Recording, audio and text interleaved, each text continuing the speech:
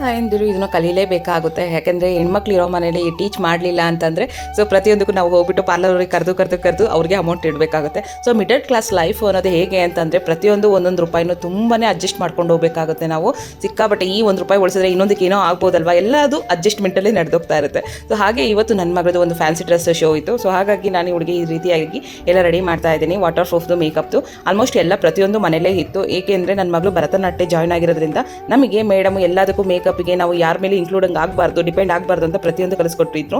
ಆದರೆ ನನಗೆ ಮುಂಚೆನೇ ಆಲ್ಮೋಸ್ಟ್ ಬ್ಯೂಟಿಷಿಯನ್ ಬಗ್ಗೆ ತುಂಬಾ ಇಷ್ಟ ಇತ್ತು. ಬಟ್ ಕೋರ್ಸ್ ಮಾಡೋಕ್ಕಾಗಿಲ್ಲ. ನನಗೆ ಸೆಲ್ಫ್ ಆಗಿ ಹೇಗೆ ಮಾಡ್ಕೋಬೋದು ಅದನ್ನು ಮೇಕಪ್ ನಾನು ಮಾಡ್ಕೊತೀನಿ.